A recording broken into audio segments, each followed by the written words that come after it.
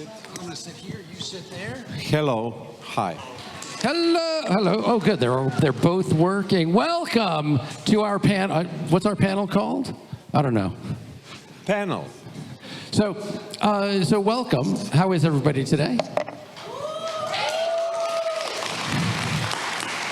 Have you met Mr. Nikola Djuricko? Yeah, right. That's nice. Am I good? Did I do good? Really good. Is it completely wrong? No. Okay. No, you pronounce it really good. Sometimes I have a problem to pronounce it. But try with Djokovic, that's the G, so Djuricko. But the best I get from Americans is Nikola Djuricko.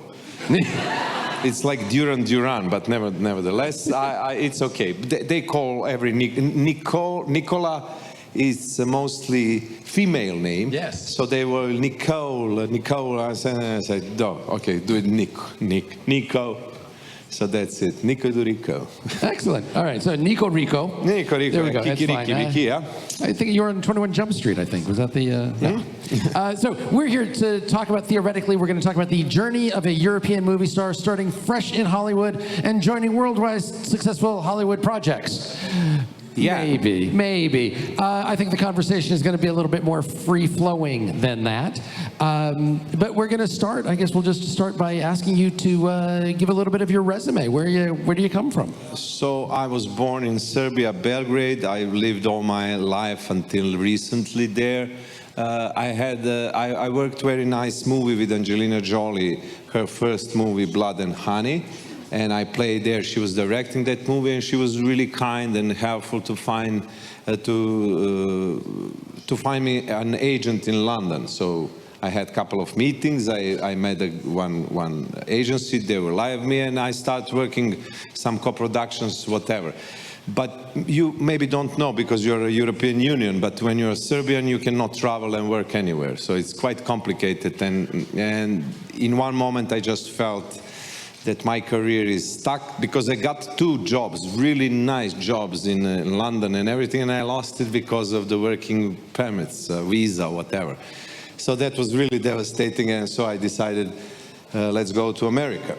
And my wife, she's really smart and beautiful also, and I was lucky to find her. And then she read all the papers and everything, and we applied for a green card, and it's called the Einstein visa. I'm not that smart, you can see it in my face, but it's extraordinary ability. Mm-hmm. Yeah, an extraordinary ability. So you have to show that you are in 1% of business that you are in, and I'm a huge star in Serbia. It sounds funny, but it is what it is. I am a huge star there. I'm almost like Justin Bieber, a little taller and older, but that's the level of my famosity, yeah, there. So, and then we moved to America in 2019, in September. In October, I got first self-tape to do. I did it from my agent in London. And in November, I got a recall. Is that quite good? Call back is better. Call back. Recall is a movie. Call back. And they called me back in Paramount. And it was like 20 minutes from my apartment. So I went there, and then they confirmed me. I got the job in that show that I cannot say the name because we are in strike. But we will talk later. Yeah, we're going to talk about that. Yeah, it's an interesting thing, and I'm sure you're on our side. Yes. On the side of the labor. Yes. Yeah. Solidarity. Excellent. So what was speaking of SAG then. Hey, also I got another job on another show. That we also can't talk about. Yeah. Also, it's a streamer, and that's a struck companies. So, but I just want to be a little bit over the top. So, from a 2 casting, I got 2 jobs, and I was like, this was a good move. I should do it earlier, And it was actually a good move. And then we came here in January 2020. We came here in Vilnius, and we were doing the show. We were doing a shooting here. And we do it for 2 weeks, and it was really nice, cold, there were no snow, and and the Lithuanians were like, sorry, excuse me. I don't know how it happened. It never happened. It's always snow, but there was no snow. So they made 2 kilometers. Finally, they know kilometers. Yeah, that's how we're good that's a normal way to measure stuff. Like 2 feet and a couple of fingers. I don't know. No. There is something. Yeah, but 2 kilometers of fake snow somewhere in forest in outskirts of town. And then I remember we coming back from a shooting, and our producer, Ian, he left later. He was like. And I said, Mr. Ian, what's going on? He said, this disease is not good, man. This corona thing, it's not quite good. And then we stopped. And then I came back to America, and a year later, so 1 year later, we came back on the same place and started shooting again from a same place we stopped. It was devastating. I'm sure everybody remembered that corona. Maybe your younger people don't. That was my first pandemic. I'm sure it's yours, first pandemic. My grandma, she remembered the Spanish flu also, but back in she's alive, man. She's alive. That's what's interesting. Was there Twice, Twice pandemic, and she's still there, yeah. But was there snow the second time? Hey, the snow was really there, excited and waiting, and minus 26. Excellent. To translate to you, it's a -8. Yeah. Yeah? It's not good. We know what minus 26 feels like. Mm-hmm. It's like summer. Yeah, this is the Hawaii moment here. Like, oh, we go in bikini now.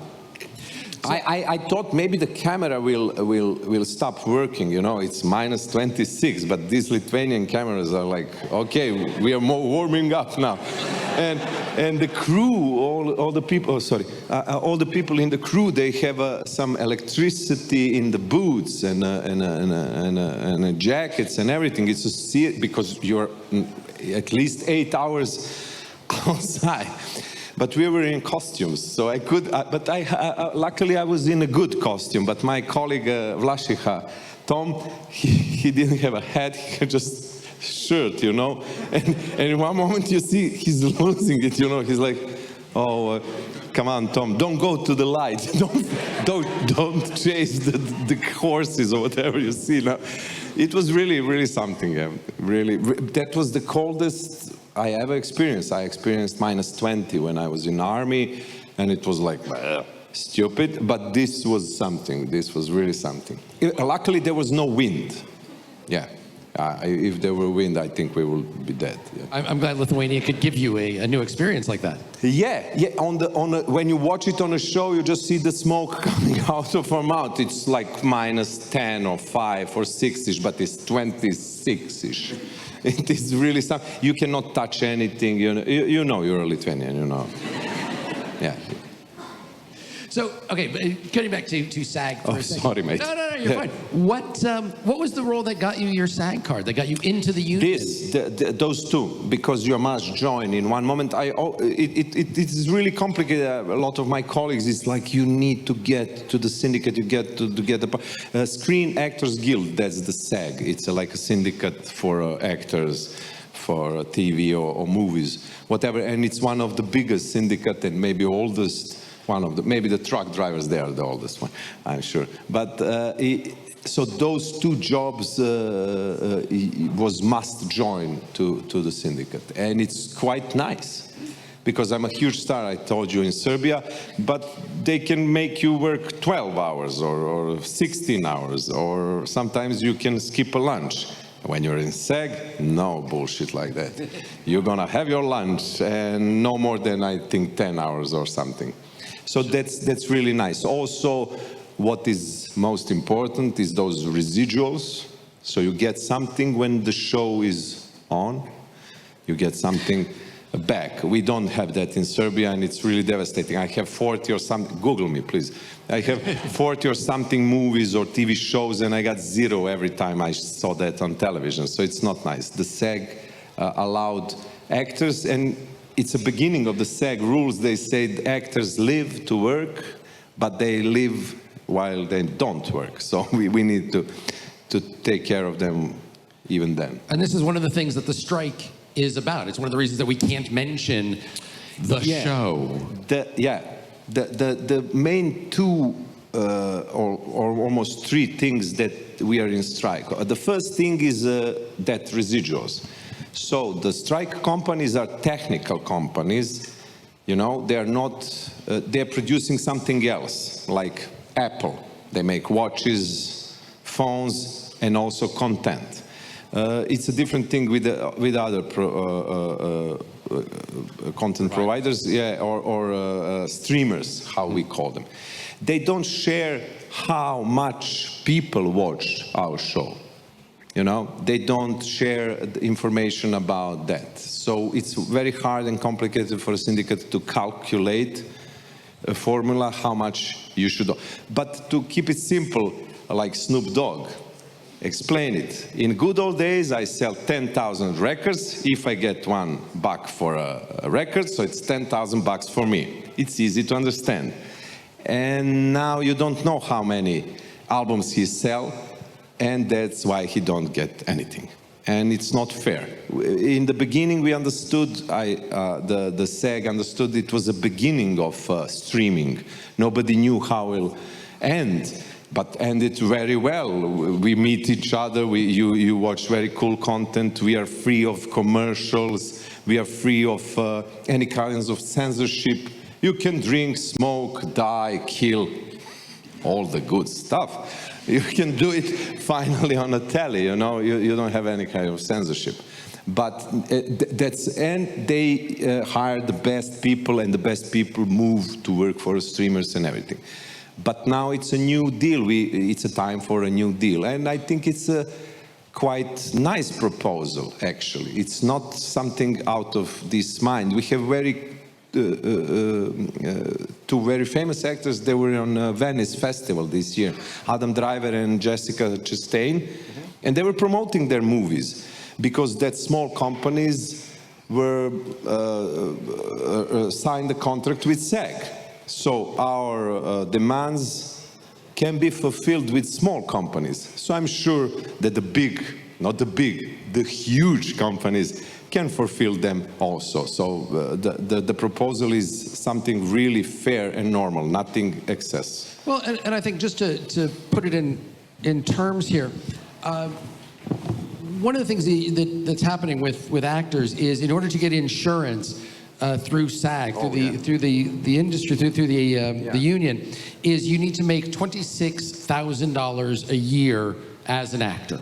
That's it, $26,000 a year. And I don't remember the number of how many SAG actors there are now, about 10, 12, 15,000 total. And because we all think, oh, he's an actor. He must be making millions of dollars. Yeah. And you have to understand that of all of the actors that are SAG, the average actor makes about $5,000 a year or less as an actor. Now, the way averages work, think about the fact that you've got Tom Hanks or Tom Cruise, who's making 20 or 30 or 40 million a picture. And then average how many people aren't making anything so that we get that 5,000 per person. Per person, yeah. Right? And so the idea of residuals is that every time something airs, every time it's paid for, the actors get a little piece of that, and that goes towards their insurance, right? That helps them to stay working, stay alive. Yeah, especially they sell the content. So when you watch it, you pay to watch. So it's fair to share with the authors and actors. I think the famous story is this guy, I forgot his name, who got the Oscar for a supporting role, everything, all the time, every time, and you know that one. Yeah, King Kwan. He lost insurance the same month he got Oscar. So the insurance policy in America is a little bit brutal, you know. You can lose it and get Oscar that same week, you know, but you cannot be sick, baby. Don't drink too much on that party, you know. Yeah. But it is what it is. Also, the second big issue, the writers started that issue, was artificial intelligence. So the big problem for the writers was the producers use artificial intelligence to make a script, generic script. So, for example, I want to make a script about cup, shoes, and I don't know, microphone. And the artificial intelligence in 7 minutes give you a 200-page script and use cups, but it's bananas, it's stupid. You know, there is nothing organic in it. There is no actual story. It's a collage of sentences where the cup, microphone, and shoes is in. And then they call the writers to fix the script, to make it human, to make it like normal story. But when then you are paid like a fixer, and you are not creative, so you don't get the residuals. And if you get the Oscar for a script, computer got it. Not computer, the guy who owns the computer, so the producer. And so our fellow writers said, no, we will not do it anymore. We will not fix the generated scripts. Find the generator script fixer and fix that by yourself. And now they made an agreement, fortunately just for 3 years. I think the producers said, okay, we need 3 years more to make machine work better, you know. But nevertheless, they agree. And also for actors, what's the problem? They want to scan extras, yeah? They want to scan them for 1 day. So you're an extra and they say, okay, run, fall, you are scared, there is a water, a snake in your ear, whatever, and you're doing all day that shit, and you get $100 or $200, whatever, $500, whatever it rates. And then we send you home and use your image and your behavior, your acting forever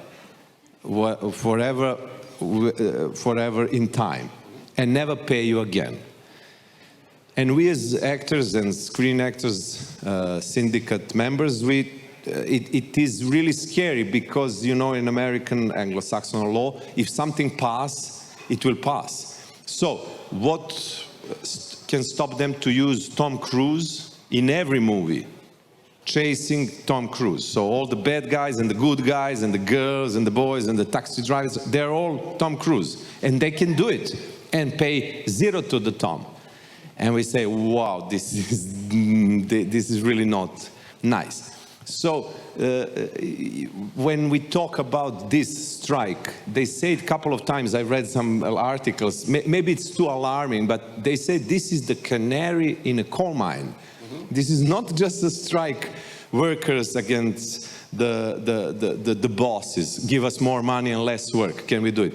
No, this is really an industrial revolution. It's a moment in time that all the eyes of all actors and all performers and all writers and all creative people, we are all watching those two syndicates. And if they lose, you can imagine what they're going to do to us here or in Serbia or the places that we are not that organized and that strong. So I'm really in solidarity with my colleagues, and I hope we will meet these producers and everybody, and we start working and make you happy, make me happy, and talk about creative stuff, not this industrial revolution things. Yeah. Which is also why, I mean, to explain, you know, as you spend the next 2 days here at the con, listening to actors who would absolutely love to tell you stories, yeah. And to talk about these amazing shows that they're on, and they can't. You know, it's because it's, you know, yeah, they could, sure. I mean, we're in Lithuania, we're a small country, nobody's, you know, we don't have the SAG police at the door, but it's as Nikola says, it's that solidarity with that, and also we don't want to promote companies that we are striking against, you know, struck companies, it's stupid, or also the shows, but that's really complicated. I'm really happy that you are all here. You are here because I played in that show, not because I'm huge in Serbia. Wait, is there anybody here because Nikola is huge in Serbia? Anybody? One guy. Yeah, I just had to check. Yeah, you know. He's Bosnian. My friend. Can you tell us a Serbian joke? Yeah, no. No. It is really complicated situation, but I hope you understand. Also, but we can talk about how I get a job. I can talk about my lovely colleagues that I worked with.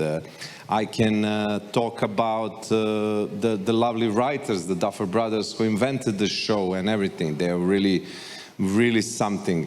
So we can talk about it around it. Sure. Not promote the show, but promote Actors Guild. Now, you started as a stand-up comedian. No, I started as a huge star already. Okay. Yeah. No, really, I was a kid actor as a kid. You know, I started really as a kid, and then I go to the Faculty of Drama Art when I was 17. Then I got stipendium from Yugoslav Drama Theater when I was 18. So I suspended. No, it's a stipendium. How do you call stipendia? Yeah. How you say it in English? Scholarship. Scholarship. Scholarship. Okay, gotcha. Sorry, I'm deaf on this here. I forgot on what chair. Yeah, so scholarship from but it's not scholarship, never mind. They just buy you for a small amount of money, and I worked on that theater like a slave. But nevertheless, I had experience to work, and I worked like 150 shows every year at least. I made 40 movies, 40 theater shows and everything. So that's how I started. And then in one moment I was like, I think I should do the stand-up. Because it's really relaxing after all this theater action. You know, it's a costume, 2 months of rehearsal, a lot of colleagues. I love my colleagues, but not all the time. You understand? And then the stand-up was so nice relief, you know. It's so simple, so immediate contact with people, and you just need one microphone and that's it, enough. So I like it. So I started doing show. This is my second show. I played 150 shows. First, I'm almost on 100 of this second show. Who knows? And you've interrupted a tour to come here, yeah, right? Yeah. I'm in the middle of the tour of Serbia, ex-Yugoslavia, a little bit of Europe, but I'm doing it on Serbian. So only people from Yugoslavia can understand me. And it's not a huge crowd, but it's not that small. Yeah, fair enough. Yeah, fair enough. Thank you. So, all right, so let's talk about the audition process. Oh, yes. I got the scene from that show, you know. I don't know, mine. Okay, that's a scene when they come to my airport, a bear, when I'm talking about the bears and everything. So that was the scene for casting. And I was really excited. And my wife, she's always doing it with me, and I'm always nervous. It is what it is, you know, because as an actor, I used to have somebody in the audience to watch me and say, hey, just don't do it like that. Go this direction, that direction. You don't have directions here. But they made the Duffers, they made little line about what they think characters should be. And the character description was a vulgar man laughing at his own jokes. Pilot smuggler, and I was like, plop, plop, plop, this is it. And I enjoy it, really. My father is a pilot, not a smuggler, just a pilot. And then I do that scene. And I got 3 pages on Russian. Yeah. Ooh. I never learned Russian in my life. My wife learned it in school, but it didn't help. Where's your wife from? Is she from Serbia as well? Yeah, she is. But she's from New Belgrade. They learn Russian, and I was from Old Town. We learned German. You know, that was it. English and German. she learned Russian and English. Crazy. But it didn't help that she knew a little bit about it. And it's a similar language. It's a Slavic language like Serbian. So there is some similarity. It's not like Finnish or I don't know, Chinese. So you don't. Or Lithuanian. No, the Lithuanian, it is a little bit off. Yeah, but I can read it. I can read. You know, you can read the letters. The Russian have some different Cyrillic, but those. Never mind. And I was like, oh man, Jesus, oh, my wife, what's going on? I said, we came to America and now I'm learning Russian, man. This is bananas, this is stupid, like, you know? And so I have a friend, she's a teacher of Russian, so we are doing the Zoom every day, and when the language is similar, that's maybe worse because you don't hear the difference. You know, you don't hear that you are doing it wrong.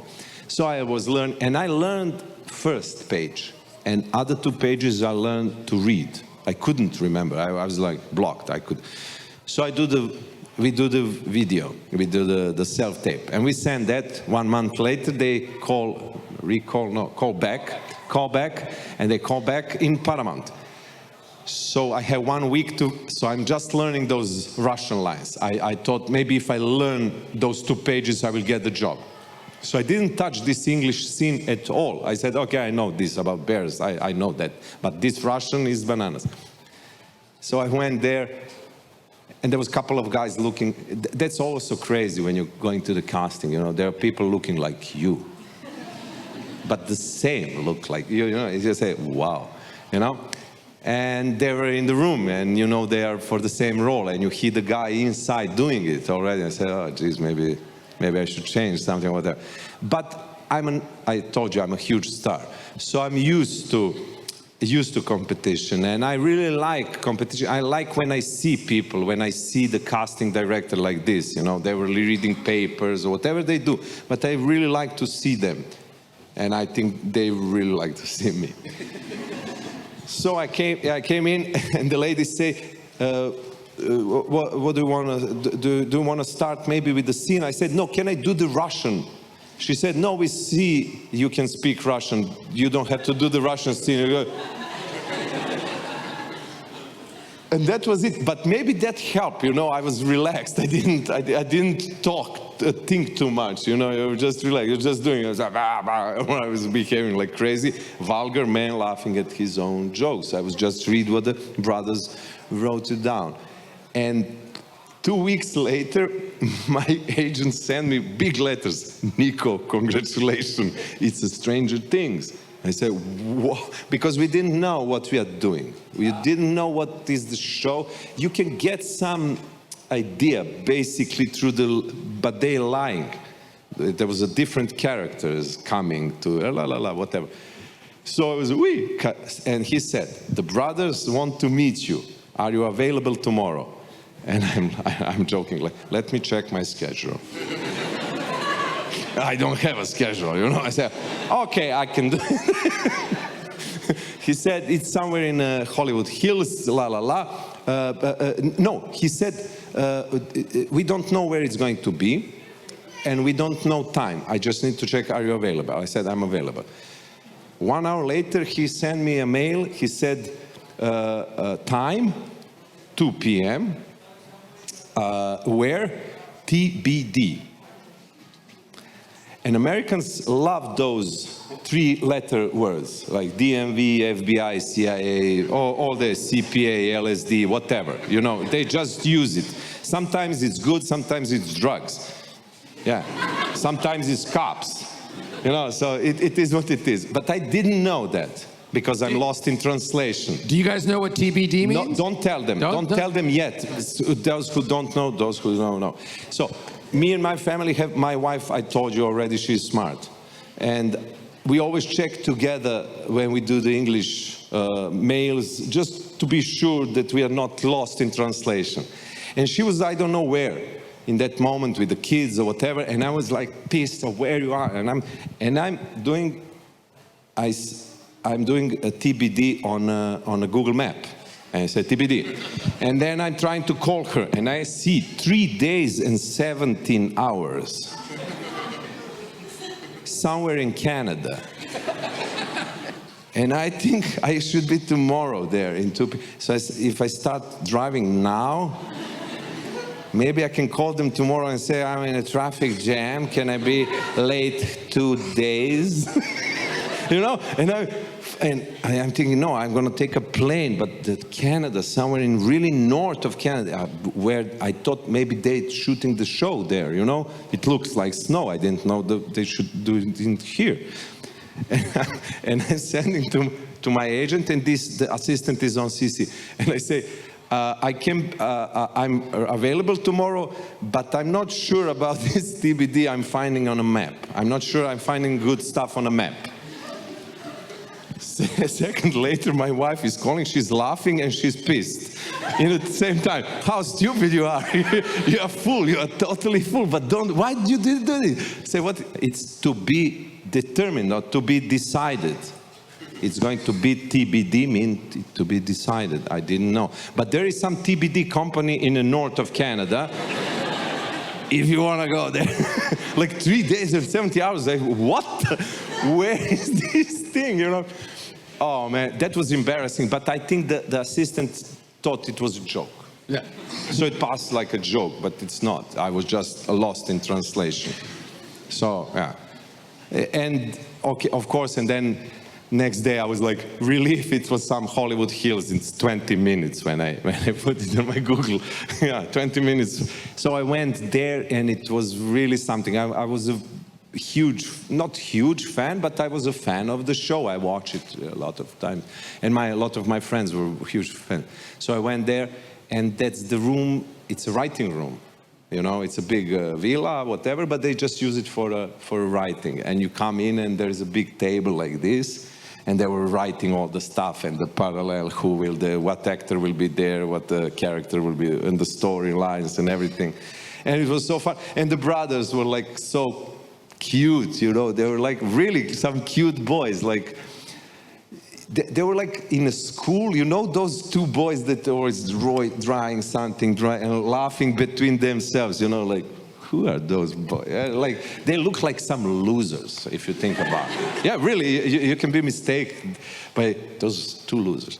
And they were really nice, and they were really charming, and they were really welcoming. And they were like, oh, Nico, we really like how you did it there. I said, you wrote it, boys. Yeah, but you really pushed it far. I said, cool. And you really inspired us. So the writers said they will write more about it. They really like how you did with the character and everything. And I was like, yes, this is it. This is finally it. So it was really, really nice ride, really nice. And they were really, and all my colleagues there. After a while, we had a reading rehearsal in Atlanta, in some place. And we read the first 6 episodes of a show, and it was really exciting to hear. You read it, but for the first time you can hear it like a radio drama or reading rehearsal, table rehearsal. I really like it from a theater, and it was full of people like this, and we are on the stage, like the main cast and the new cast was up. I was sitting. Jamie was the Vecna. He was here, you know, and he had some. Crystals on a table, 4 of them. I stole one. I don't know why. It was like, I couldn't, he was like, where's my crystal? And it was, and all the main cast was there, the kids, all of them. Sean Levy, who is he's now doing the Deadpool or whatever. Yeah, he's really. He's one of also creators. He was reading around it, and we were reading the lines and everything. So that was really, and if you know, my beautiful face. I'm showing my beautiful face in the 4th episode. So, and first day we were reading just 3 episodes. So everybody was like, "Who is this guy there?" And I'm eating all by myself. But the next day was finally my 4th episode, and they were like, "Hey, you're crazy! Oh, this is really live. We really love it, you know, and everything." So they were really welcoming and really nice, and we had cool dinner after those reading rehearsals. I really was happy to talk with Matthew Modine, the Papa. Yeah, he was playing with the Kubrick. He played in his famous movie Full Metal Jacket. And I was like, how is the Kubrick? Tell us about stories. And it was really, really something to meet him. And we were going by foot to the hotel. In Atlanta, they move all railroads and make for pedestrians. You can walk. It's really nice. Some cultural hubs and everything. It's really nice. And we were going there. So he turned around and said, and the Duffer's going into the car, and he said, "Duffers!" And those boys do like this. He said, "You see, They were harassed all their life. You know, they were bullied all their life, you know, and they were like, what? Me and Nico, we are going by foot. And I say, okay, never mind, you shouldn't tell to us, you know. But it was really, they were really welcoming, a really nice bunch, you know. Beside of that third season, they become a huge success and everything. And it was really flattering and welcoming. And if you were invited for a fifth season? Nobody knows. We are still in strike. Our writers are in strike also with us. There's solidarity with us. We start solidarity with them, so there's solidarity with us. So we are all waiting for this to resolve, because I don't think there is meaning to do it if we don't solve those really small issues. And we are solve it with the MGM, we solve it with the big companies that make movies. You know, I think this new technical company should just get on the board, and hopefully we can talk and start working again. Should we take a moment? Does anybody have any questions for Nikola? There's a microphone here. No, Nikola is talking too much, so nobody... Or you guys just want to let him continue talking? Yeah, just let me... No, ask me something, really. So, all right, well, once we resolve all the strike issues, because we all, fingers crossed that it'll all get resolved, if they invite you back for a fifth season, would you go? Of course I will go. It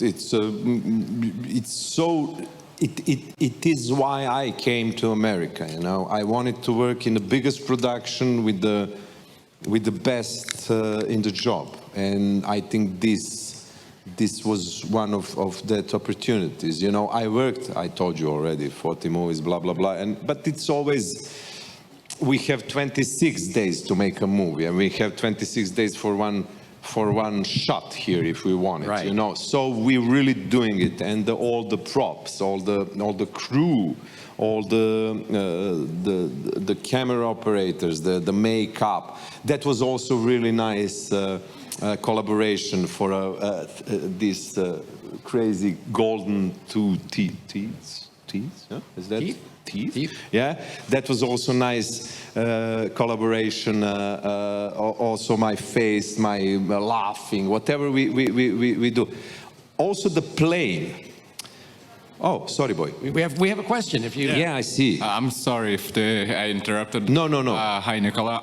Hi, Mike. I wanted to ask, what kind of roles do you enjoy the most? Of course, like you mentioned that you enjoy Stranger Things, but you said you have 150 movies in your portfolio. So I anticipate that you played a lot of different roles, the good guys, the bad guys. Which one would be your favorite one?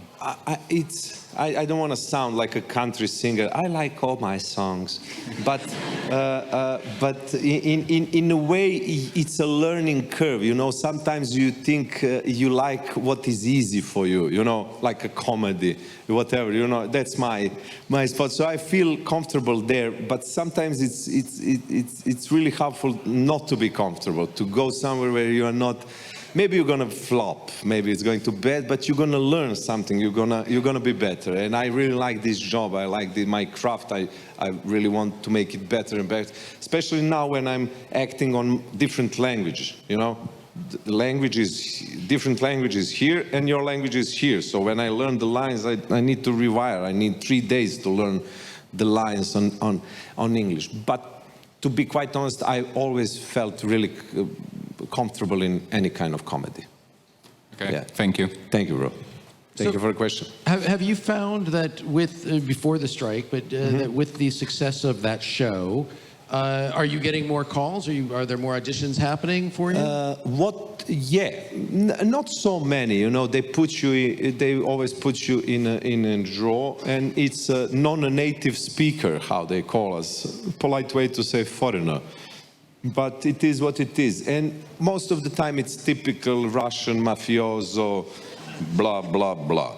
And I don't look like that. And I know I will never get that part. So I try with my agent to find that new angle. Maybe sometimes they don't expect that you can do it. So they're going to give you a chance or try. Yeah, but what helped really is to say, yeah, we know Nikola, he's huge in Serbia, but we don't care. Americans are like that. And the position they are in, they give them the right to be like that, a little bit nosy. But But what I wanted to say, I don't know. All right, but now, strike notwithstanding, you're planning on staying in America? I stayed while Corona in America, and it was crazy, you know. It was the most expensive vacation we ever had. But my kids are there. I have 2 kids. My boy, he's 14. My daughter, she's 18. She's in Pennsylvania on a college already. So they like it, you know. They like America. My wife likes America. My dog. We just left flowers, you know. That was it. We all moved there. Excellent. Any other questions? Yeah. Nobody has any questions. Okay. So what? All right. Well, but to continue on, what would be your dream role? I don't know. I really don't know. I don't dream anymore about it, because when you dream, you just get sad. You said, "Oh man, I should play this. I should play like my dream role was artist. You know that French guy who got Oscar, and he didn't say one word. And when he got Oscar, he said merci because he's a French. So I was like, oh, damn, that was my role, man. I should get it. And it was really fun. It was comedy, dancing, crazy stuff. That would be maybe some of that role. But you never know, actually, you know. You never know what will be your dream role. I really don't want to expect so much, because whenever I did, I was like just disappointed. So I stopped doing that. Would you do stage in America? Stage yes, I would really like to do stage in America, because you know, I came from actually I worked most of my life I work in theater. I play 100 and something, 50 shows every year. I play Iago in Othello. I was going to ask if Shakespeare translates Shakespeare, very nice. I played Trepljev in Seagull of Chekhov. I played Candide of Voltaire. So I play a lot of classical roles. I see your eyes, you don't believe it, but I was really good. Yeah. We have no doubt. Yeah. Oh, hello. Hello. I have a question actually about your stand-up. So do you do any stand-up in English? No, not yet. But hopefully I think about it, you know, because it's so fun to do it. And if it's working, then it's really pleasure. It's a paradise. If it doesn't work, it's a hell. But there is some open mics. He also knows the neighborhood I am there, so I will maybe eventually go on some open mic nights. That's how you should start, you know, 5 minutes of stand-up, and then you try, and if people are laughing, maybe I will do these lost in translation moments. I have a lot of them, unfortunately. Thank you. And I have another question. Yes, please. So from the show that you don't want to mention. Yes. So who do you keep in touch with the most? Brett Gelman, who played Murray, he called me a couple of times on a dinner, on a party. He took us to the movies. In Hollywood, there is on a cemetery, Farewell Hollywood, they put the movies on a cemetery.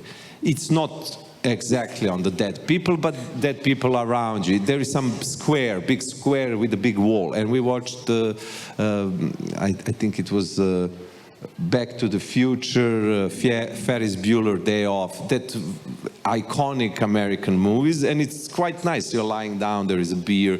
There's a friend, Jamie was with us, Vecna, and my daughter is a huge fan of him. And he have a new album, so you can maybe find it. He's really singing it. Wow, he's really cool. So he was really welcoming for me, and I stay in contact with Tom Vlasica, but he's a German. Okay, thank you. Thank you. The German. Hello. Hey. Despite cold weather, what is your favorite memory from Lithuania?